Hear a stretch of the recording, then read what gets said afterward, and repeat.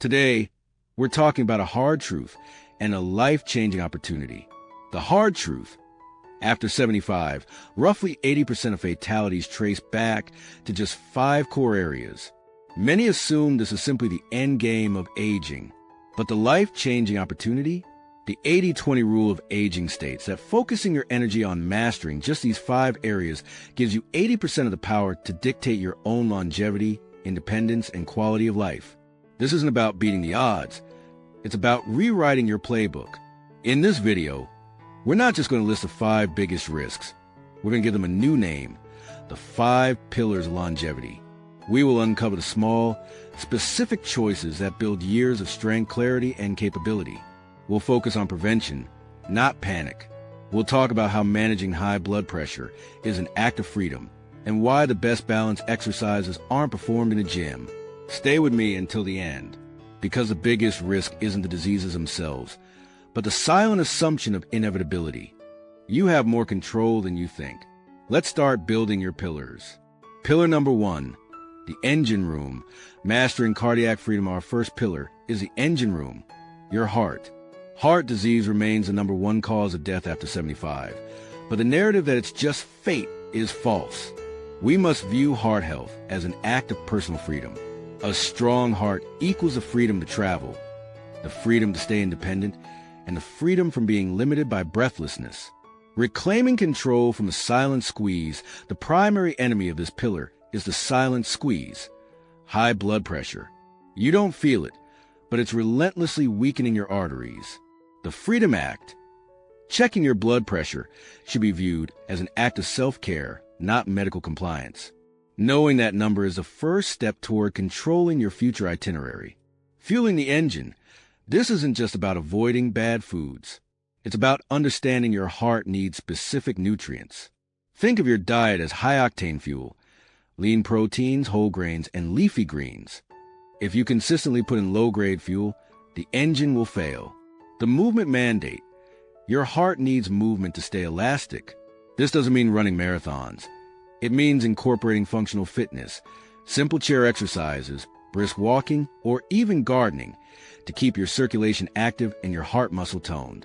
The takeaway: your heart's health is a measure of your continued liberty. You have the power to protect this freedom every single day. Pillar number 2, the foundation. The R of unbreakable balance. Our second pillar is a foundation: falls and injuries. This isn't a disease. It's a structural breakdown.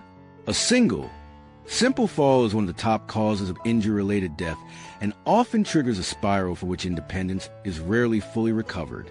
The 3-part vulnerability. Why are falls so common? It's a combination of 3 factors: declining balance, slower reaction time, and muscle weakness. We address these proactively.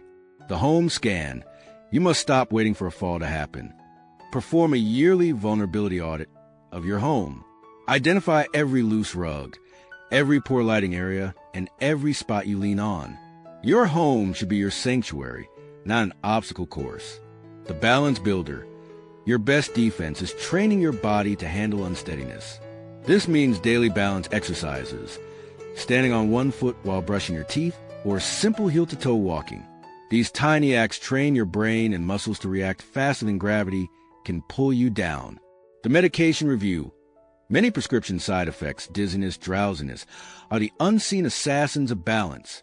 Regularly review your medications with your doctor and ask one specific question: are any of these increasing my fall risk? This proactive question is an act of preservation. The takeaway: falls are not inevitable. They are failures of preparation. By mastering your balance, you ensure years of continued mobility and autonomy. If you're finding these strategic shifts helpful, please comment #BalanceBuilder below. Subscribing ensures you never miss a video on proactive aging strategies. Pillar number 3, the air supply. Shielding the respiration system. Our third pillar is the air supply, respiratory health.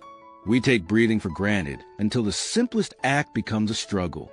After 75, respiratory diseases, like COPD and pneumonia, become devastating, often because we dismiss the early warning signs as just a cough.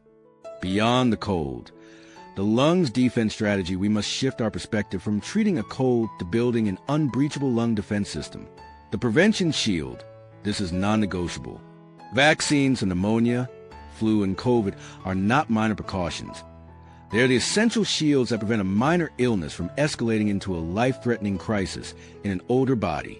The indoor audit. Your lungs are under constant attack from your own environment. Audit your indoor air quality. Are you cleaning air vents? Dealing with mold? Using an air purifier? Your air quality is your lung quality. Deep breathing and movement. The lungs are muscles that need a full range of motion. Daily deep breathing exercises and activity ensure your lungs expand fully, clearing mucus buildup and maintaining elasticity.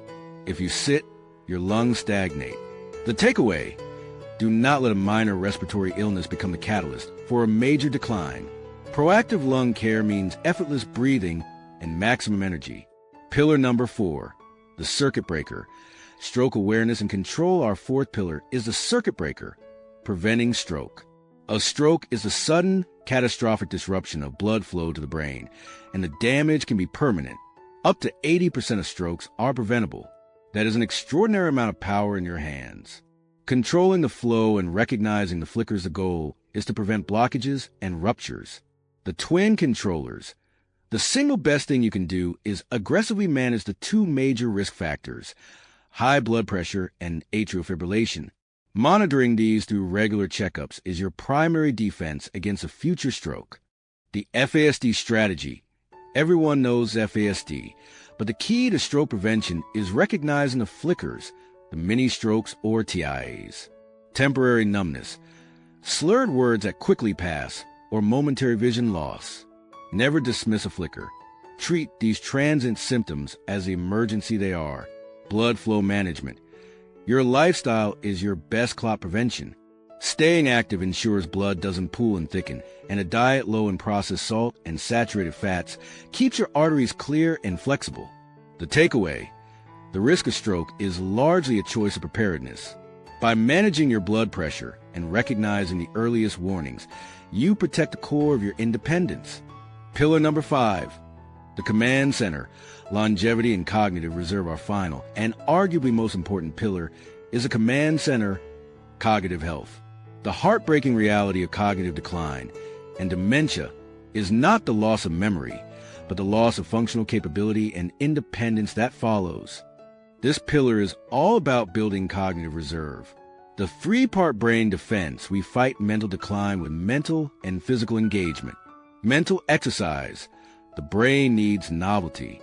Simple puzzles are fine. The greatest offense is learning something new and complex, a new language, an instrument, or a difficult craft.